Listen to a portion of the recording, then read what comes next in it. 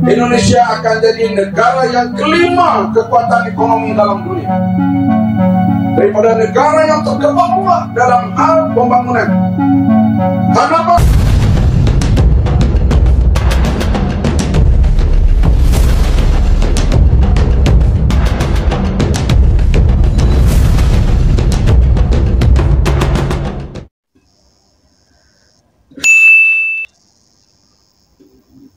Assalamualaikum warahmatullahi wabarakatuh. Selamat datang di Hairul Vlog, vlognya pemersatu para TKI seluruh Malaysia. Gimana kabar kalian hari ini? Semoga dalam keadaan sehat walafiat, dan juga yang lagi sakit semoga sakitnya diangkat oleh Allah Subhanahu wa taala, dijadikan sakitnya sebagai penghapus dosa.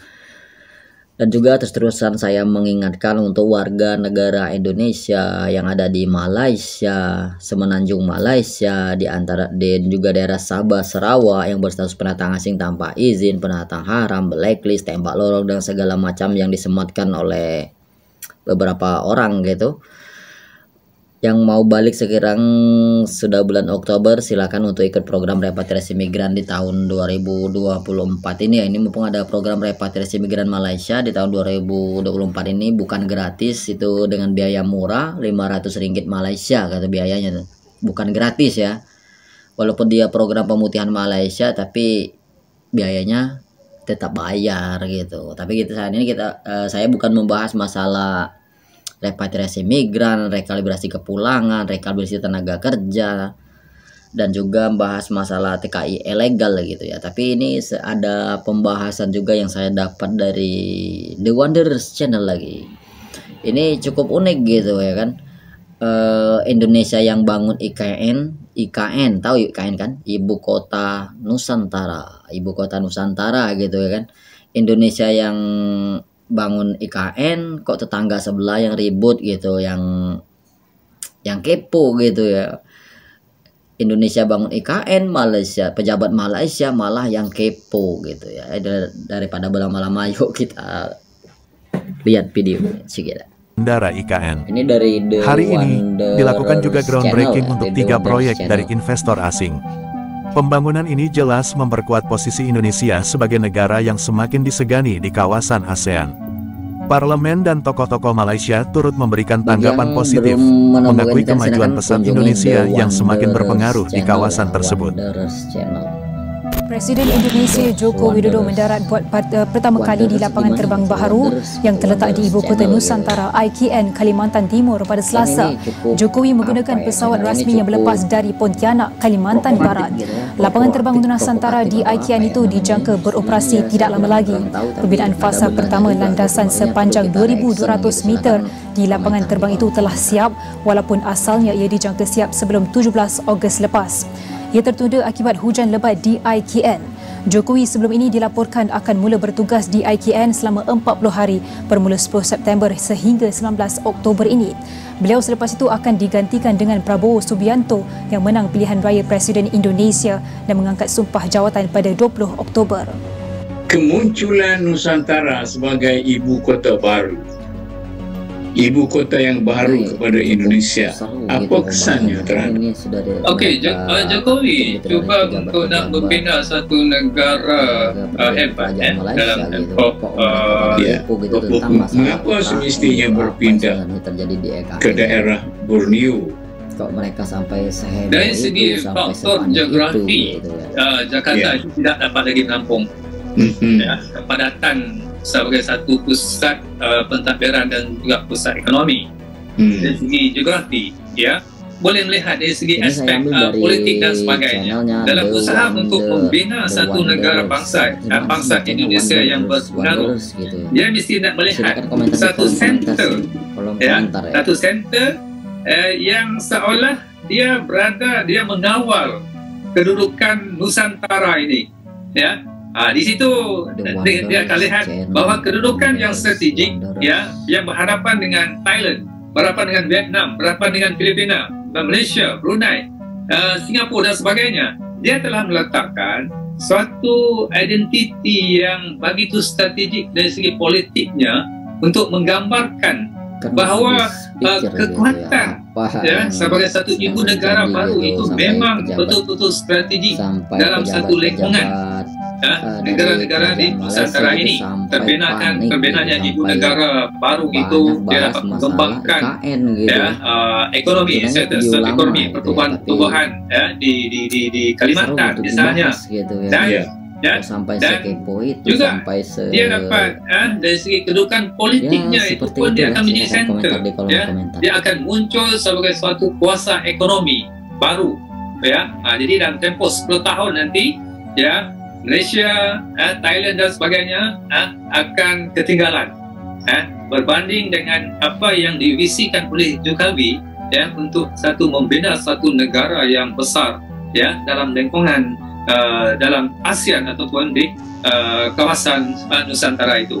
Jadi tidak berarti bahawa Jokowi telah mengasaskan suatu gerakan untuk kembali kepada kerajaan Majapahit kembali atau Sriwijaya. Kecemburuan negara-negara yang berada di arah sini bahawa idea untuk kembali kepada Empire Majapahit itu sudah dilahirkan apabila Jokowi mengasaskan sebuah bandar yang dinamakan Nusantara, iaitu sesuatu yang agak bertentangan dengan idea Nusantara yang ada dalam kepala orang seperti kita di Malaysia ini. Dalam politik ini, siapa yang cepat, siapa yang kreatif, siapa yang berani, dan menguasai. Jadi kita hanya persoalan tentang Nusantara itu satu nostalgia sejarah dan keberanian untuk bangun.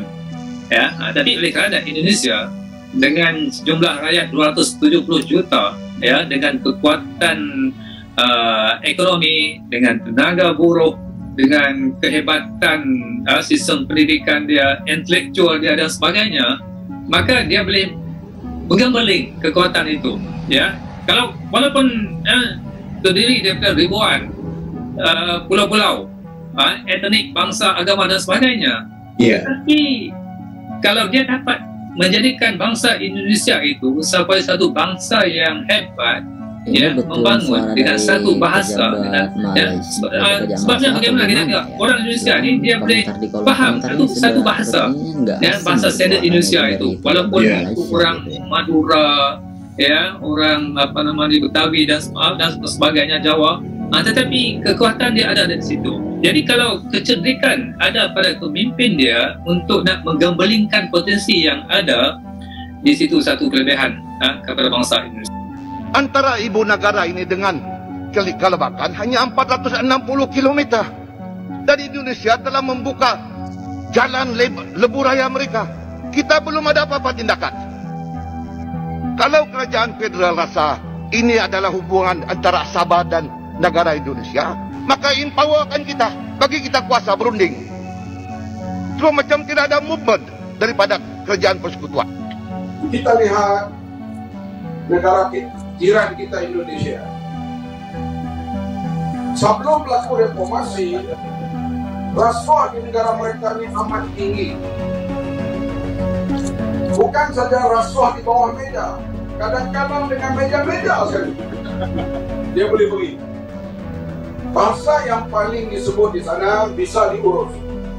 Apa projek pun bisa diurus, asalkan ada minyak licin. Ini berlaku di Indonesia. Tetapi bila berlaku reformasi, naiknya Bapak Habibie, pergi pula kepada Gus Dur, Megawati, Bambang Susilo, sampai kepada Jokowi, sudah ribu orang masuk jail karena rasuah. Daripada parti Islam 2 orang masuk jail, daripada parti PKS karena rasuah. Salah satunya rasuah. Nah, itulah video dari ini ya, dari The Wonders Channel. Bagi teman-teman yang baru menemukan channel Wonders, silahkan kunjungi The Wonders Channel lah gitu ya. Kira-kira gimana gitu? Indonesia yang bikin IKN, terus pejabat-pejabat yang ada di kerajaan Malaysia kok panik gitu. Apa yang sebenarnya terjadi? Mengapa kok mereka sampai panik seperti itu? Atau mereka ada merasa sirik gitu atau gimana gitu ya? Silakan komentar di kolom komentar ya. Ini saya bukan provokasi ataupun adu domba ataupun apa nih, saya ambil dari The Wonders Channel gitu. Ini cukup mengagetkan gitu ya kan. Sirik katanya pejabat Malaysia iri dengan IKN, terus sampai pertama saya curiga, wah ini jangan-jangan ini provokasi, nggak taunya memang ada pejabat kerajaan dari Malaysia gitu bilang seperti itu ya. Silakan teman tonton ulang dari awal ya. Oke teman-teman, begitu saja video singkat dari saya karena saya lagi ada kerjaan, ada aktivitas lain di luar. Sedikit pesan dari saya, terus tebarkan kebaikan dimanapun kalian berada, jaga kesehatannya, jaga sholatnya. Wabillahi taufiq wal hidayah. Wassalamualaikum warahmatullahi wabarakatuh. Adios, sehat selalu. Wassalam.